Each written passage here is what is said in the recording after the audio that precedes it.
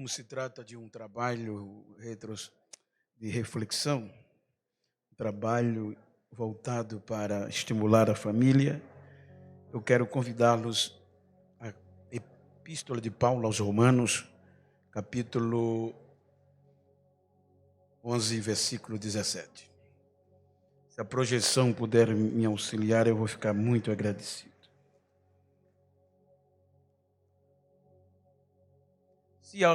Se algum dos ramos foram quebrados, e tu, sendo oliveira brava ou zambujeiro, foste enxertado em lugar deles, e feito participante da raiz e da seiva da oliveira. Amém? Queiram sentar-se, por favor. Enquanto eu quero agradecer mais uma vez ao nosso Deus pelo privilégio de poder estar participando deste tão honroso e extenso trabalho. E para tanto quero agradecer ao pastor Reinieri com a missionária Cleonice, pastor Reinieri Filho com a missionária Licole, e em nome deles a todos os obreiros deste campo, como também a igreja. Que Deus os abençoe. Quero agradecer a Deus pela vida do pastor Aloísio, a vida do pastor Antônio Filho, pastor Antoniel, e em nome deles externar a minha reverência, gratidão pela vida de todos os demais pastores aqui apresentados, casal de missionários, como também a todos os irmãos de regiões, de igrejas circunvizinhas que porventura estejam entre nós. É uma honra rever o Cosmo com a sua família. Muito bom revê-lo, melhor andando. Que Deus te abençoe. Queridos, como o trabalho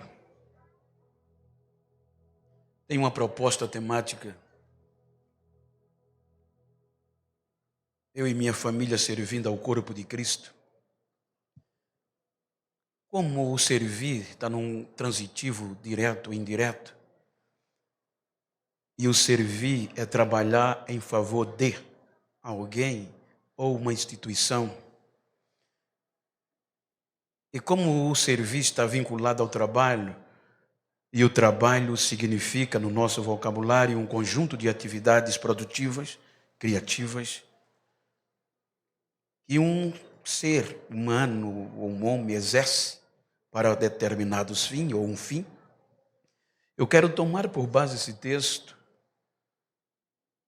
para usufruir da intenção que Paulo teve de motivar os gentios e de estimulá-los por eles estar tão imbuídos no trabalhar de Deus. Quando Paulo escreve esta epístola, os irmãos hão de convir que, partindo de um pressuposto histórico, esta carta foi escrita para os gentios por algumas observações. A história e a Bíblia se completam quando a Bíblia, em Atos capítulo 18, há um texto que Lucas registra que o imperador Cláudio baixou um decreto expulsando todos os judeus de Roma. E a história nos diz que isto aconteceu por volta dos anos 49 depois de Cristo. E como a carta de Paulo aos Romanos foi direcionada 57 anos depois de Cristo, partindo deste tempo, há quem acredite que, mesmo que o Cláudio não tivesse mais no império, seu filho Nero, que entrou em 54, mais ainda, um ponto de vista, os judeus ainda não tinham retornado, ou em contrapartida retornaram, mas estavam em conflito com os gentios. Porque o capítulo 10 e o 11, Paulo volta diretamente para estimular os gentios a não cometer os mesmos erros que Israel cometeu, e como também dizendo que Deus não desistiu de Israel, mesmo eles errando. Então, quando nós analisamos o contexto histórico, Paulo, quando escreve a carta, ele vai estimular e agradecer pelos gentios em momentos turbulentos com a saída dos judeus, não deixaram de servir a Cristo. A ponto que ele diz que o trabalho, a fé dos gentios estava sendo conhecida, propagada no mundo todo o que eles faziam. E olhem que a igreja de gentios em Roma não tinha uma liberdade que nós temos. Era uma igreja que tinha que ter cuidado no que falava. Era uma igreja composta de muitos escravos, porque a escravidão era patente. E viviam numa intolerância, viviam debaixo de uma dureza terrível por parte das autoridades e do que os perseguiam. Então, Paulo, quando fala no capítulo 11, ele vai mostrar o privilégio, como os gentios entraram como família aonde não tinha como. Observe que quando ele não diz os, ele diz alguns. Alguns dos ramos, ou seja, ele já está fazendo a diferença daqueles judeus que se converteram e de outros que não, no passado e no presente. E ele vai usar uma alegoria que se algum dos ramos se quebraram, vocês gentios, nação, pessoas que não fazem parte ou não faziam da família, da linhagem sanguínea de Abraão. Então ele diz que Deus nos pegou contra, versículo 24, por favor, a projeção, me ajude se possível for, no mesmo capítulo 11 e 24, ele diz que nós fomos cortados, porque se tu foste cortado da natural oliveira brava e contra a natureza enxertado na boa oliveira. Veja que ele está fazendo uma ilustração, uma alegoria, usando a botânica, mas de um sentido para mostrar o quanto nós somos privilegiados para sermos colocados a serviço deste corpo, chamado Cristo. Vejam que quando ele usa no contexto natural, todo o Antigo Testamento, Deus, pela leitura você percebe que tinha alegria de dizer Israel, minha oliveira. Por várias passagens, minha oliveira verde. Quando você, sei que algumas pessoas já foram, eu já tive essa oportunidade, pelo Mediterrâneo, você vai ver uma oliveira. O contexto da oliveira verdadeira aqui era que a Bíblia mostra Israel como uma oliveira tratada, podada. Na botânica, no contexto potencialmente falando da oliveira, a oliveira é produtiva. Os frutos da oliveira são valiosos pelo seu azeite. A madeira da oliveira verdadeira tem um valor tremendo, por isso que se cultivava, se podava, se tratava para ela produzir. Lembre que eu disse que trabalho é um conjunto de atividade produtiva e criativa. Então, a oliveira verdadeira é show. É a mais comercializada no mundo. Em contrapartida, a oliveira brava, conhecida também como zambujeiro ou oliveira da rocha, ela cresce silvestremente. Ninguém planta. O fruto é pequeno e não presta para nada. A madeira não se compra. Os ramos são densos. Em outras palavras, nada presta, não serve para nada. Ninguém vem, porque como vou cuidar de uma árvore que não me dá fruto? Não produz por natureza. Então veja que Paulo está tratando Israel, oliveira verdadeira, e nós, gentios. Gentios, povo, nação, fora das promessas de Israel. Então, veja o privilégio que nós observamos. Ele diz, raiz, seiva.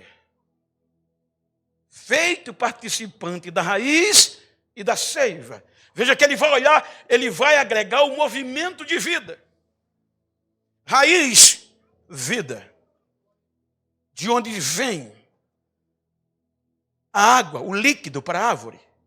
Seiva. É responsável por transportar os nutrientes. Então, na linguagem da figura, Deus. Em Deus, Cristo. A seiva. E nós, ramos. Por isso que veja que ele diz, João registra, que todo ramo ligado em mim. Então, quando nós analisamos o corpo, veja que está voltado para um corpo. O corpo humano,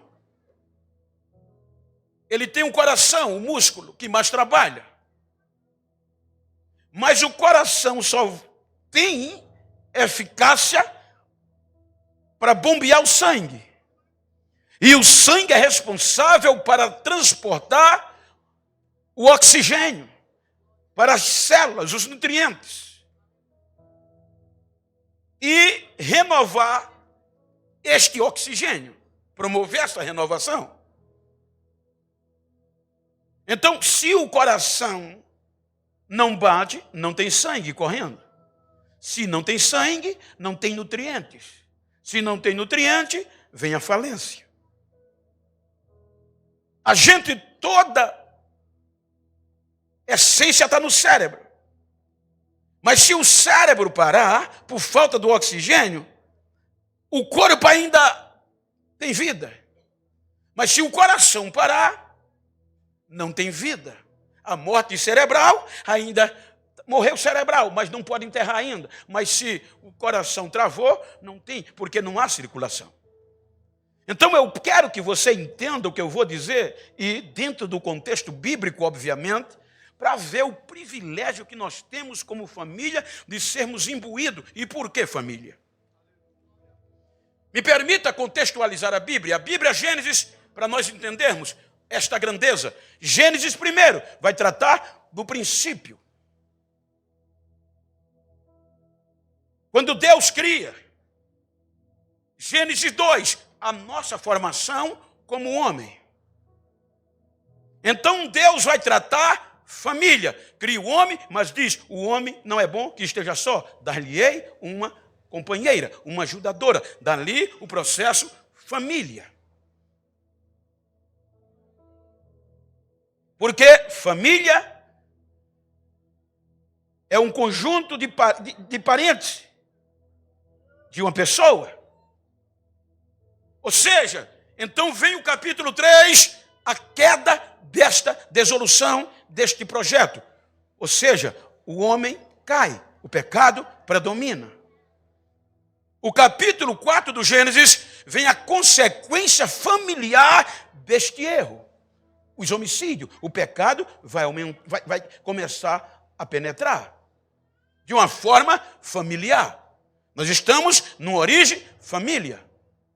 Capítulo 5, genealogia. Capítulo 6, degradação do gênero humano. Todos foram degradados pelo pecado. Capítulo 7, a sentença, o dilúvio. Capítulo 8, o fim do dilúvio. Capítulo 9, uma nova aliança familiar. Agora com Noé, sua família. Veja que é um conjunto de parentes. Capítulo 10, origem dos povos. Origem de Sem, Cã, Jafé. Biblicamente, todos nós viemos de um desses três. Capítulo 11, a degradação. Mais uma vez, a família perde o direcionamento de Deus. Vem a confusão, a Torre de Babel, por conta deste egoísmo. Aí agora diz a Bíblia que as famílias, por Deus, foram espalhadas para a terra. Todas as famílias. E o interessante é que estas famílias são espalhadas sem Deus. Tendo em vista que nós fomos criados para adorar, agora há uma lacuna. Então, como eles não têm relacionamento com Deus de forma direta, então vão adorar tudo que encontrava pela frente. Você pode ver que esse princípio é até hoje. Nós estamos aqui dizendo que estamos adorando um Deus verdadeiro, mas em outro lugar perto de nós tem alguém adorando o pau, a madeira, buscando o sol, porque é uma lacuna, nós somos feitos para adorar. Então agora, como todas as famílias se perderam, aí vem o capítulo 12. Qual é a proposta do capítulo 12? Um projeto familiar para servir. Projeta, por favor, capítulo 12. Veja que está voltado para o contexto familiar. Capítulo 12 do Gênesis, versículo 1. O que é que diz? Do Gênesis, por favor. Gênesis. É uma proposta. E você vai ver o que é que Deus vai fazer, que na nossa... Ora, o Senhor disse a Abraão, sai de tua terra, de tua parentela, da casa de teu pai, para a terra que eu te mostrarei. Ponto. E não precisa ser sabedor e estudar muito para saber que quando tem um ponto, o assunto, não é verdade? A proposta foi essa. Veja que entre o capítulo 1 e o versículo 1 e o 2, vai haver narração com questionamento. Dá a entender que Abraão questiona. Porque olha o que é o versículo 2. O versículo 2 é meramente motivação. E ele vai motivar Abraão dizendo o quê? Far-te-ei. E leiam, por favor.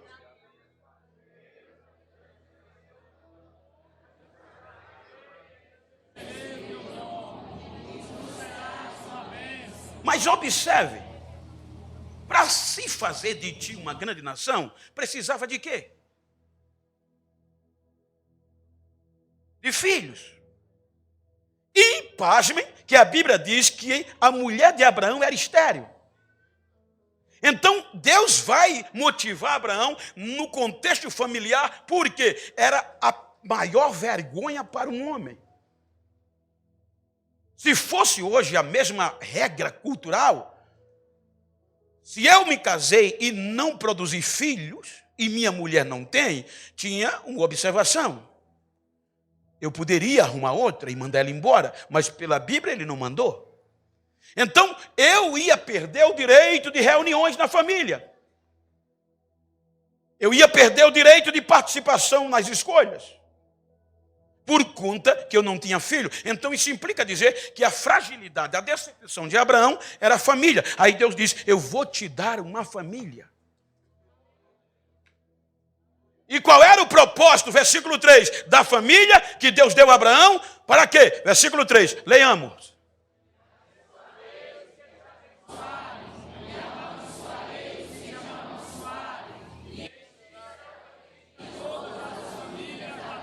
E em ti, todas.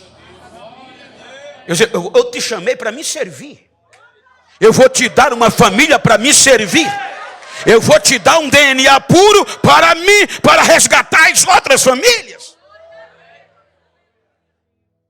E Abraão, motivado, vai. Sabendo, deixando a terra, família, e parte. Então vem a alegria. Pode observar depois, capítulo 12, você vai ver que ele chega em determinado lugar e faz um altar e adora. Grato. Acreditando que Deus vai lhe dar uma família.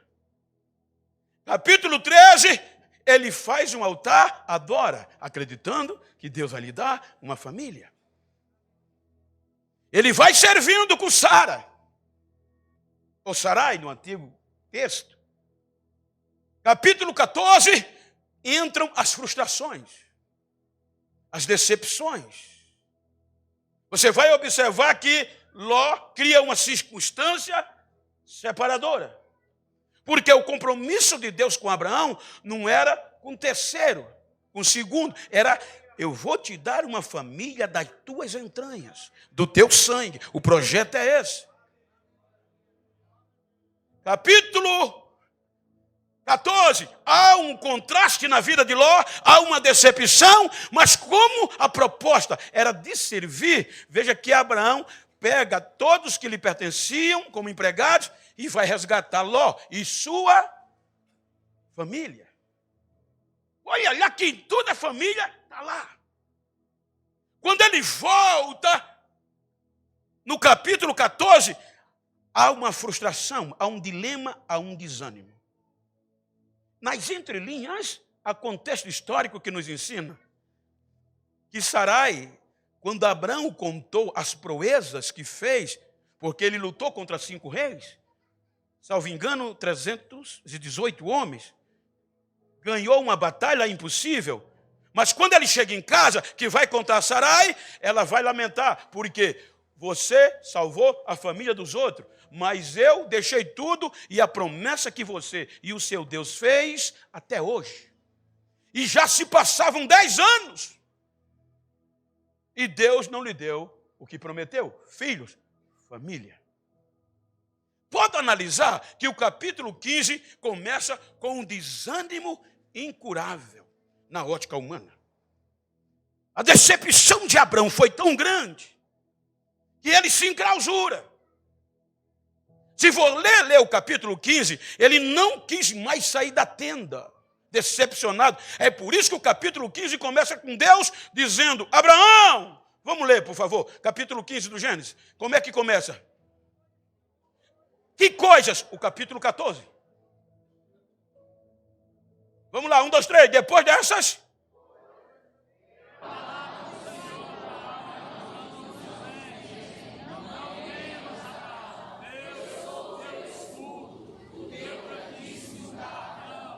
Se você analisar do capítulo 12, esta é a primeira vez que Abraão vai questionar a Deus. Veja o versículo 2, por favor, o versículo 2.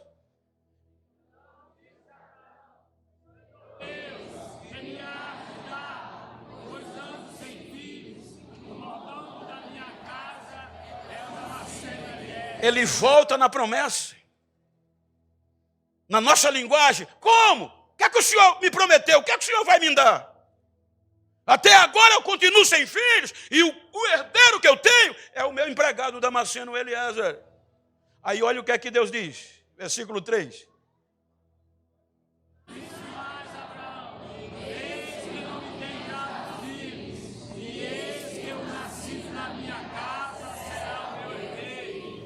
Versículo 4, por favor.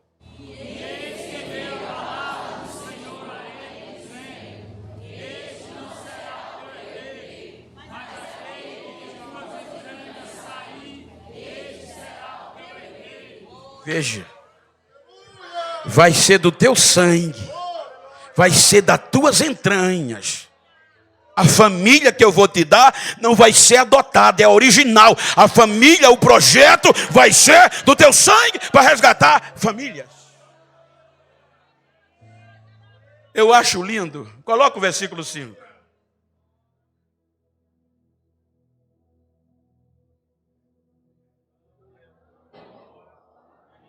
Ponto, para aí. Abraão saiu. Tem certeza que ele saiu? A decepção, o desânimo estava tão grande que foi Deus que arrastou-lo. O que é que o texto diz? Foi lá e puxou, vem cá. E disse o quê? Por favor.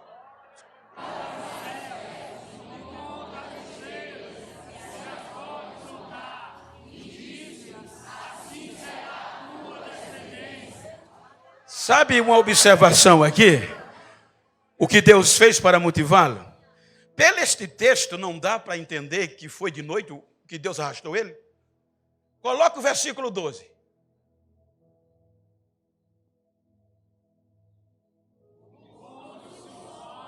Pronto. O sol se põe no final de quê? Então se pressupõe que esse diálogo era de dia, porque o sol se pôs. Então quando Deus arrastou Abraão para fora da tenda foi de dia. E quando ele mandou contar a estrela era de dia, por esta linha. Por quê?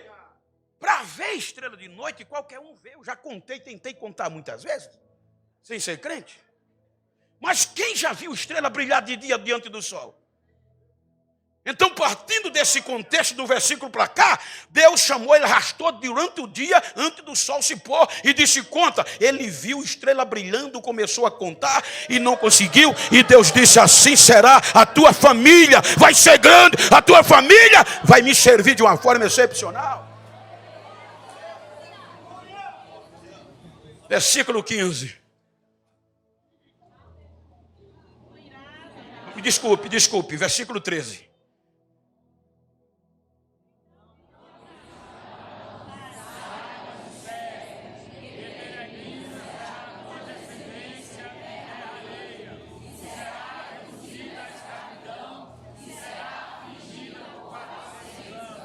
Ele está falando da família de Abraão.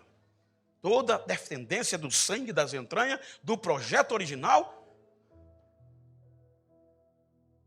Mas 15 anos se passam sem filhos. Quando Abraão perdeu a força de produzir. Quando o útero de Sarai, que já era estéril, já era falido, mas ela entra na menopausa, mesmo se já não podia, agora que acabou. Aí vem Deus, capítulo 18, e diz, daqui a tempo determinado, Sara vai ter um filho. Diga para quem está ao seu lado, Deus não depende da nossa força, nem da nossa masculinidade. Ele é Deus. Ele investe. Nasce Isaac. Vem Jacó. E a família, veja que ele vai seguindo o sangue de Abraão. Ele vai seguindo o DNA de Abraão, não há outro. Nenhum outro povo tinha esse direito, só Israel, da linhagem de Abraão. É tão sério isso, que quando Jacó desce para o Egito, para cumprir o que está no capítulo 15, versículo 13, o escritor faz questão de enumerar Gênesis 46, versículo 26 e 27. Veja que ele vai fazer a distinção. Vamos lá, 1, 2, 3.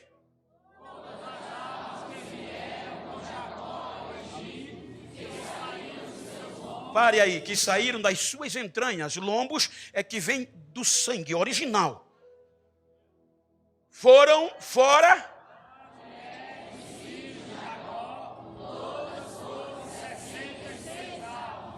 Veja que ele faz diferença de quem era original, o sangue de Abraão, e de quem não era. Até o versículo 27, até os filhos de José, o que é que ele diz?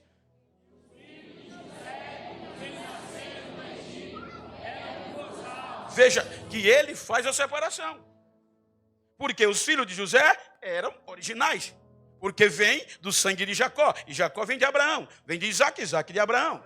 Mas ele diz, para dar sentido, as que desceram como escravos, 66. Mas estes dois nasceram no Egito. Aí ele diz, faz a separação. Cerca de quase mais de meio século se passaram. Salvo engano, 567 anos aproximadamente. Este povo já morreu. Mas a sua descendência nasce no Egito. Essa descendência agora, este povo, este projeto família, que foi instituído, vocês viram, para resgatar todas as famílias da terra, nasceu no Egito. Olha, a gente mora na mesma região Nordeste, não é verdade? A gente está o quê? Cerca de 1.000 e poucos quilômetros de Maceió para cá? Não é isso, pastor? O senhor que vai? 1.136?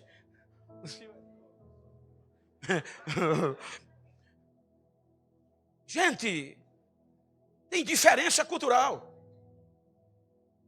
Eu fiquei boquiaberto, vocês tomando chocolate quente, café quente e chimarrão. Até hoje eu não... Gente, é quente demais para tomar isso. Mas é cultura, vai fazer o quê? Tem frases, se eu falar aqui, do nosso contexto, vocês não vão entender aqui. Veja que nós estamos perto. Então toda esta geração aí nasceu no Egito.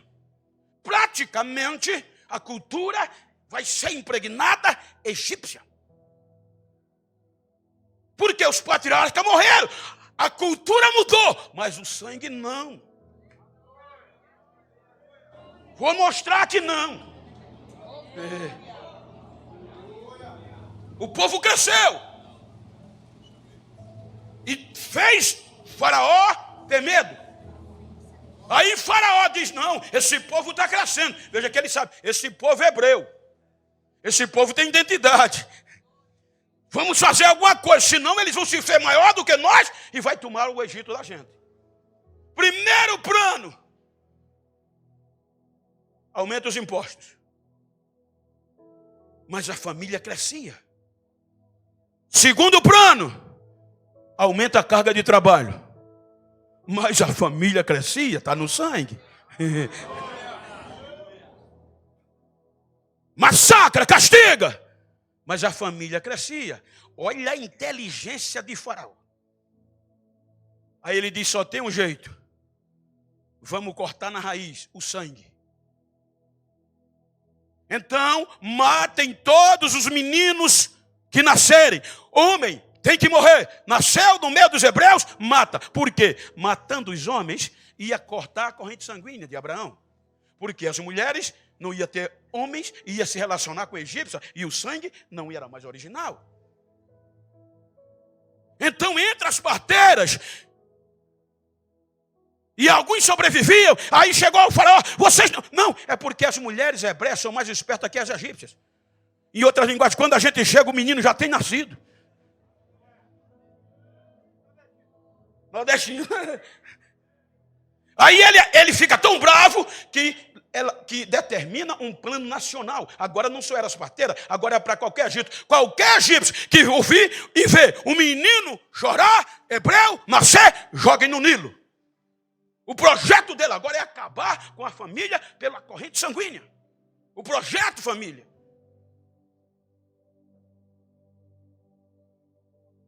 Aí Êxodo capítulo 2, veja que era uma ameaça nacional.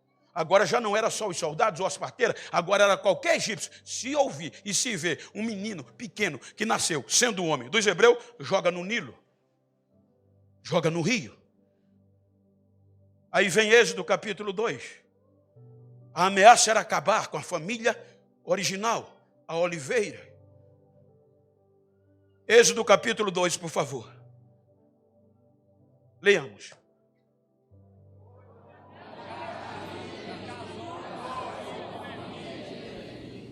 De onde vem Levi? De Jacó. De onde vem Jacó? De onde vem Isaac? No meio da ameaça, veja que o escritor, a história destaca que um homem do sangue original de Abraão, por meio de Jacó, casou com uma das suas primas, também o sangue original, e foi um homem que casou com uma das filhas de Levi, casou com uma filha de Levi. E quem nasceu? Moisés.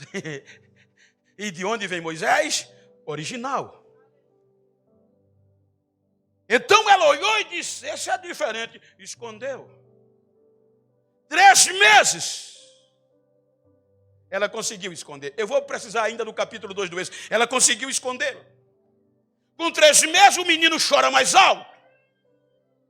Então, como a ordem era, se um menino hebreu, você descobriu, joga no Nilo, para ela jogar ele no Nilo, não ia ter punição. Ela estava cumprindo uma determinação de Faraó.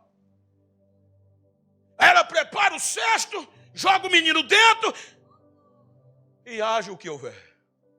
Aí o vento vem. e vai parar no balneário da filha de Faraó, da princesa.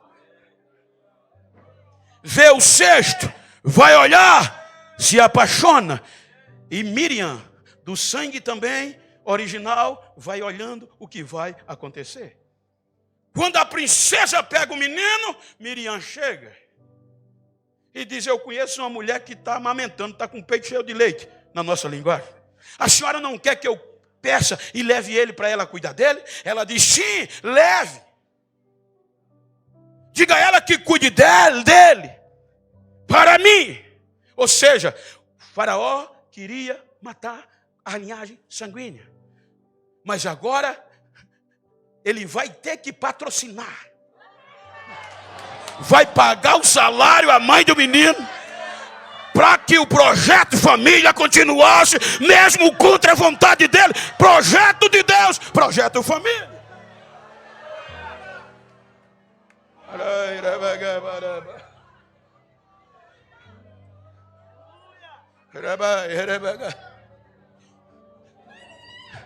O menino amamenta. Veja que o escritor do Êxodo vai apresentar 3 períodos. Versículo 8, do mesmo capítulo 2, versículo 8. O que é que diz?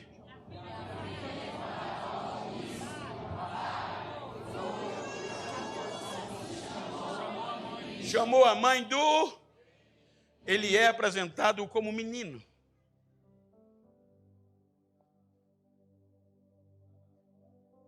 Versículo 10.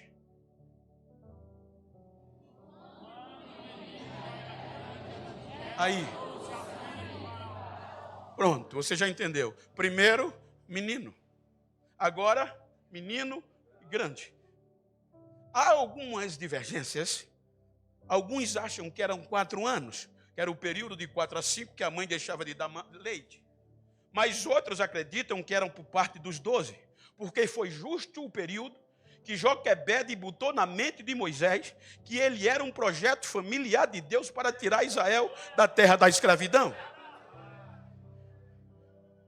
Aí quando ele é menino grande, parou, aí a filha de Faraó leva ele para o palácio e lhe dá o nome de Moisés, porque ela lembra: da zaga eu o tirei, então é meu, mas o sangue não era.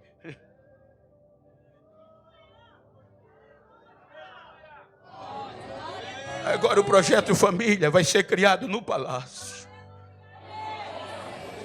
O projeto família vai ser tratado como se fosse filho da filha de Faraó.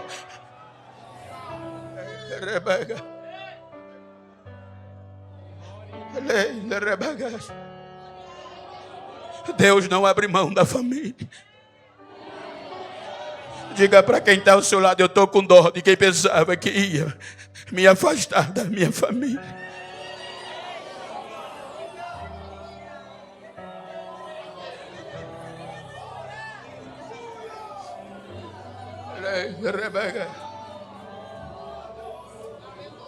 Ele chega, menino grande. Eu tive o privilégio de fazer alguns cursos no Cairo com arqueólogos.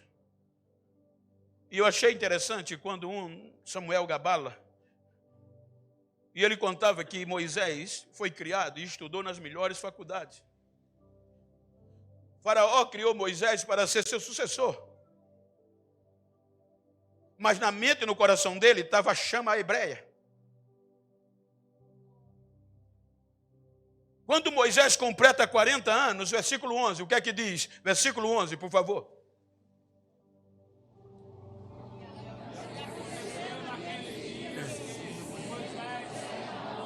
Vírgula, pronto. Você já entendeu? Menino, adolescente e homem feito. Versículo 8, menino. Versículo 10, adolescente. E agora, 40 anos, homem perfeito. Terminou o estudo. Pronto. E ele não só estudou uma matéria. Atos dos Apóstolos 7, 22. Dá mais vida.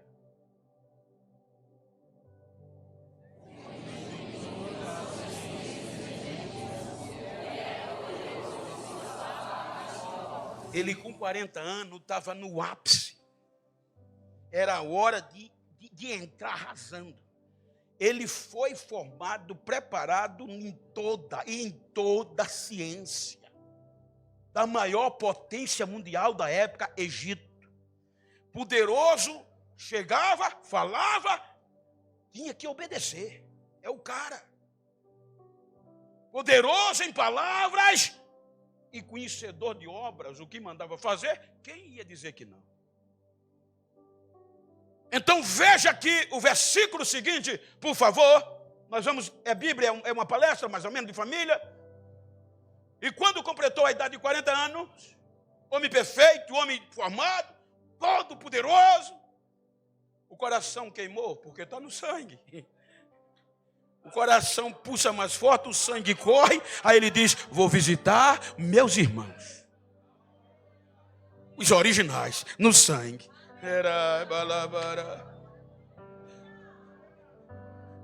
Quando ele chega, o sangue ferve, porque ele viu um egípcio maltratando o seu irmão hebreu. Você sabe disso, gente? Por mais ruim que seja um familiar original seu, se alguém bater nele, o seu sangue ferve. Você pode ser um doutor, você pode ser o que for, mesmo ele estando errado, mas o sangue ferve, porque é o mesmo sangue. Aí ele ficou bravo, olhou para um lado e para outro, já estava pronto, sabedor, e disse, agora eles vão saber quem sou eu. Matou, olhou para um lado, olhou para o outro, não viu ninguém, matou o egípcio e escondeu na areia. E esconder um cadáver egípcio na areia era pior do que matar, porque todos os egípcios tinham o direito de ser embalsamados, morrendo. Então eram dois crimes que era horrível, esconder o corpo de alguém na areia e contaminar a água do rio Nilo. Esse era o ápice dos crimes da punição egípcia. Aí ele mata o egípcio e diz, pronto, vai para casa, e bababá. Matou querendo ser reconhecido. Ele disse, eu já estou pronto. Vou fazer algo grande no meio dos meus irmãos, para eles saberem que eu sou o projeto de resgate. Aí o versículo 25 diz o quê?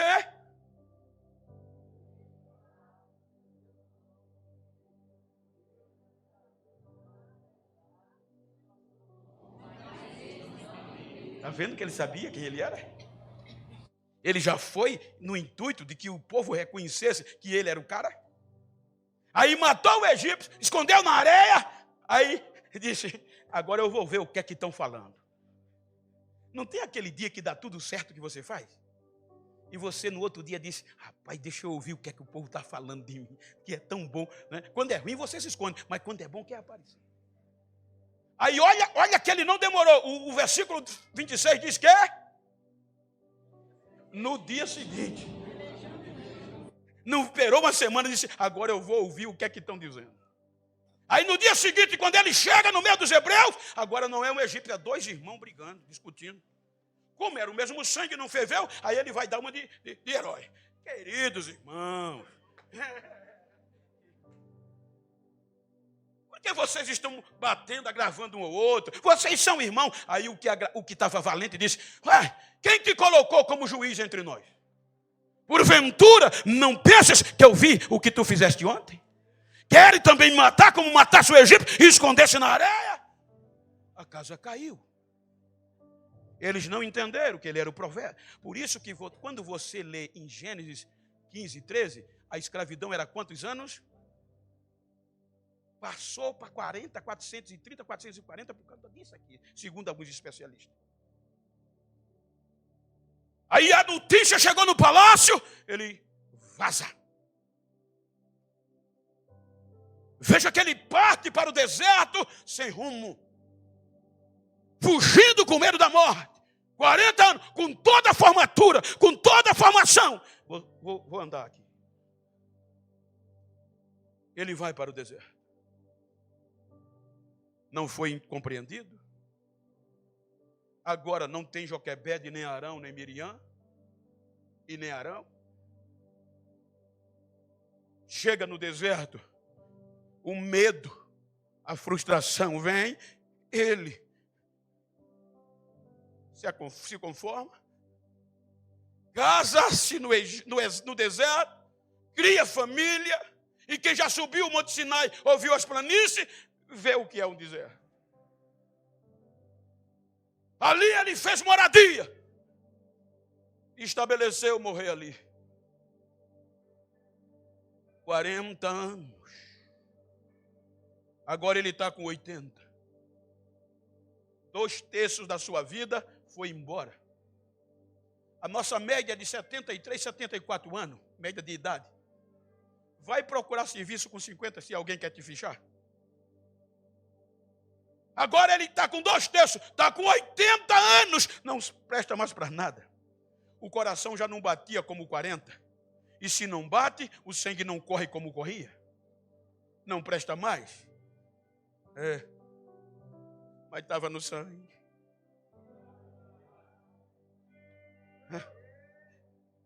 Aí vai pastorear. Aí de repente, ele vê algo diferente. A sarça pegando fogo. E não se consumia. E não era um pregador, não era anjo, era o próprio Deus queimado em fogo. Ele olha e diz: que negócio é esse? Vou lá olhar. Quando ele chega perto da sarça, a voz: tira a sandália dos teus pés, que o lugar que você está é terra santa.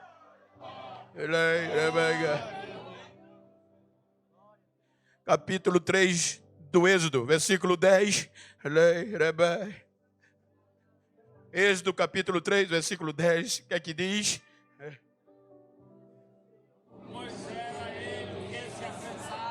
É Êxodo capítulo 3, versículo 10. Quem foi que disse isso? Deus. Deus falou: vem agora, pois, e eu te enviarei a Faraó. Agora, quando não prestava mais na ótica humana, 80 anos, o sangue já não batia, o coração já não batia, o sangue já não corria como antes, mas Deus disse: agora você está pronto. Ele, veja que a partir daqui, para ganharmos tempo, ele fez de tudo para não aceitar. O estímulo, o desânimo, jogou ele para baixo. Veja que a sequência ele diz: quem sou eu? Versículo 11 vai estar lá escrito. Ele diz: quem sou eu? Eu não sirvo mais para nada. Aí Deus diz: eu vou te enviar. Ele diz: tem que falar, eu sei. Deus disse: eu vou te dar alguém para falar com você. Eu não sei. Ele por 5 a 6 vezes resistiu. Aí Deus disse: o que é que tu tem na mão? Uma vara, joga. Caiu uma cobra. Pega pela cauda. Virou pau de novo. Põe a mão no peito. Lepra. Põe de novo. Sarado. Eu sou o Senhor que te envio. Ele aceitou. Diga para quem está ao seu lado: Deus não abre mão de você. Está no sangue.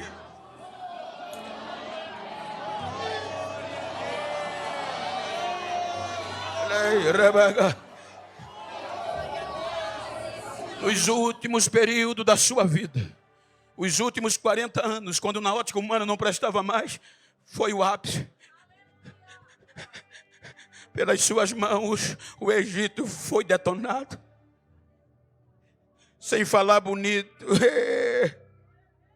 sem mais ter poder em palavra, nem poder em obra, mas cheio do poder de Deus.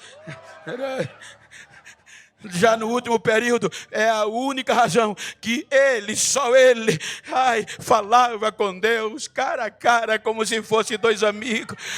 Depois, no momento final, quando ninguém acreditava mais, foi o único que disse: mostra-me a tua glória, eu quero ver a tua glória.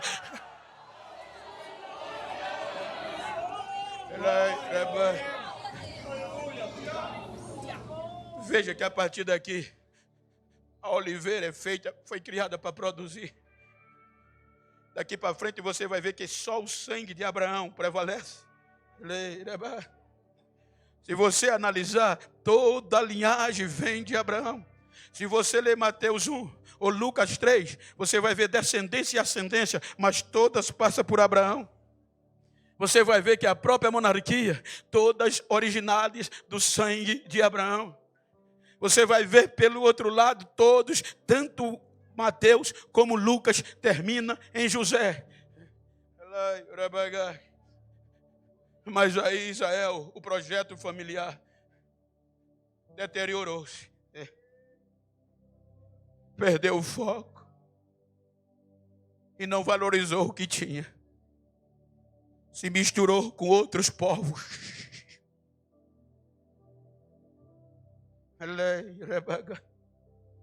O projeto de um resgate familiar deteriorou-se. Deus usou todo tipo de profeta para resgatá-lo, mas eles não quiseram. Aí Deus resolve enviar o próprio filho para restaurar o sangue de Abraão e Israel. Mateus capítulo 1, versículo 1. Você vai ver que eu estou falando de sangue abraâmico. É o original. O que é que diz?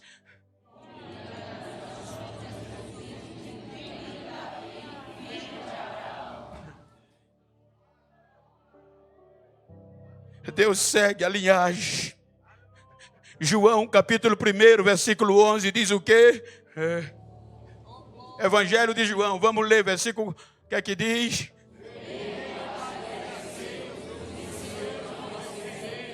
E agora? Aí Jeremias disse: os ramos da oliveira se quebraram. O projeto família resgatadora precisava continuar. E o nosso sangue não era compatível. Não havia compatibilidade sanguínea. Por isso que Paulo usa a oliveira.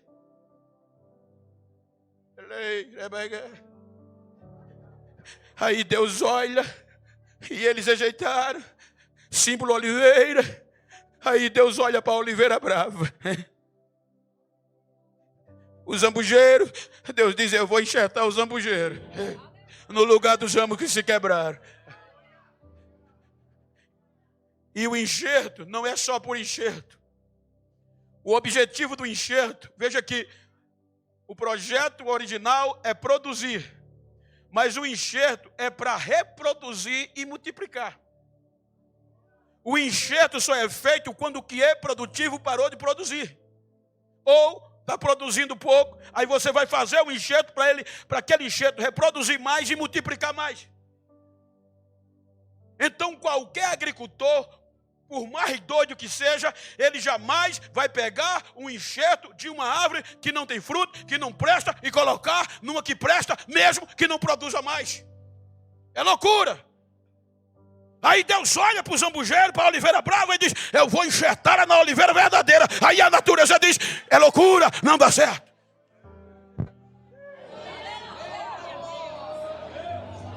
Para isso tem que justificar. E justifica como? Tem que ter uma seiva pura, um sangue puro para limpar a desgraça do zambujeiro. Só assim pode. Você já disse isso muitas vezes. O sangue de Jesus. Irmãos, não é bom que peque, mas se pecardes, o sangue de Jesus. Aí entra a cruz.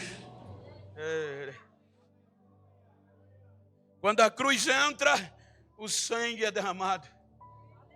No alto da cruz, ele grita: está feito, Pai, está consumado, está pago. Agora pode enxertar o zambujeiro e ele vai dar fruto. Para a gente entrar no projeto, precisava ser adotado como filho pelo sangue de Abraão. O que é que Jesus faz? Vai colocar na gente o sangue original de Abraão. É por ele nós vamos enxertar.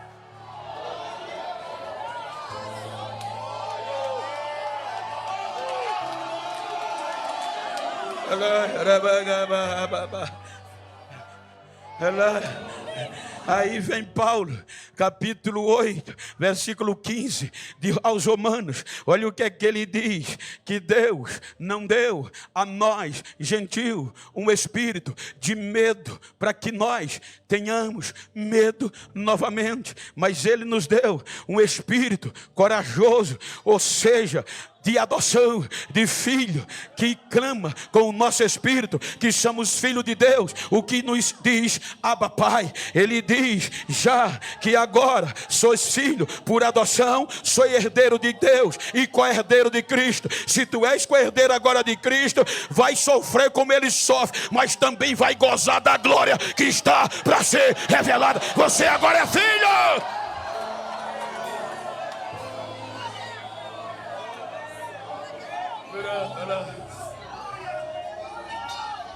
Efésios 2:11 por diante. Ele diz: lembrem, portanto lembrai-vos. Vamos ler bonito, vamos lá, 1, 2, 3. Portanto lembrai-vos que vós chamados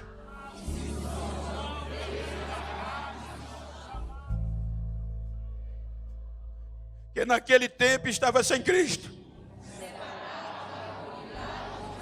estranho às alianças da promessa. Passa, mas agora em Cristo Jesus, pelo sangue de Cristo chegaram de perto, porque Ele é a nossa paz, derrubando a pureza, a parede que nos separava dos dois. Ele fez pela cruz, pela cruz, pela cruz. Não há mais diferença entre judeu e gentil. Ele derrubou a parede da separação.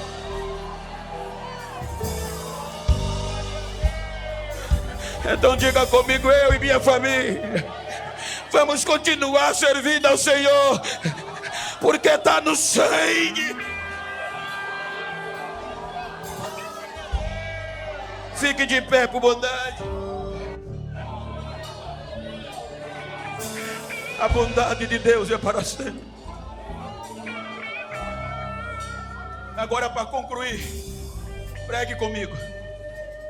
Vire para esse crente íntimo, ou do mesmo sexo, se está do seu lado, como eu estou com o pastor Aloysio aqui. Eu gosto de pregar no final para a igreja.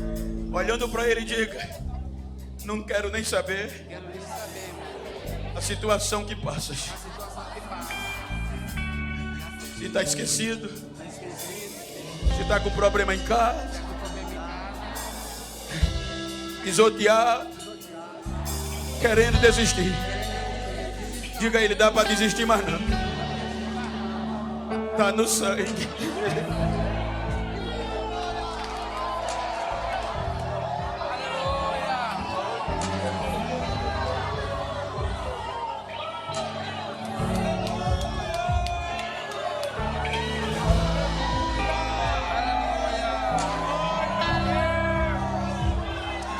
Do sangue, filho.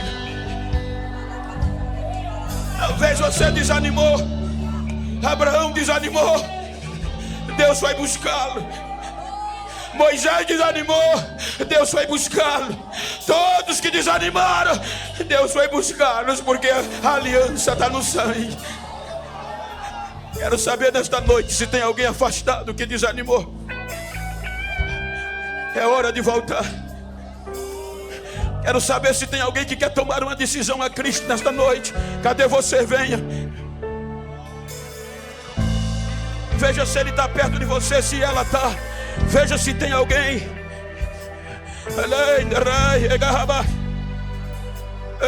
Veja se tem alguém. Se você está perto, eu tenho 2 minutos. Se você está perto de uma família, a primeira vida, a primeira está aqui, cadê a segunda? Traz ela. Deus te abençoe em lágrimas. Deus te abençoe, filha, em lágrimas. Deus ainda resgata. Deus ainda resgata. Deus ainda anima de novo. Cadê a segunda vida?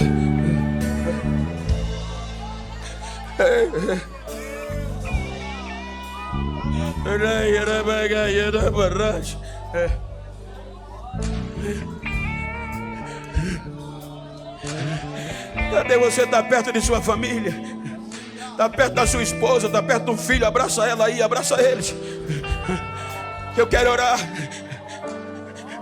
Está perto da família, Agora fala para ela, fala para ele, diga: nem adianta tentar desistir, está no sangue. Vamos continuar servindo.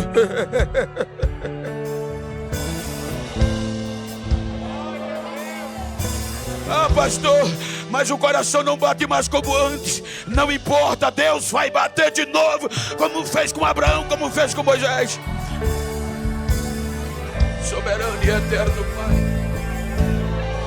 em nome de Jesus Cristo, teu filho amado, quero te louvar e te agradecer pela oportunidade de estar com os teus filhos aqui nesta noite.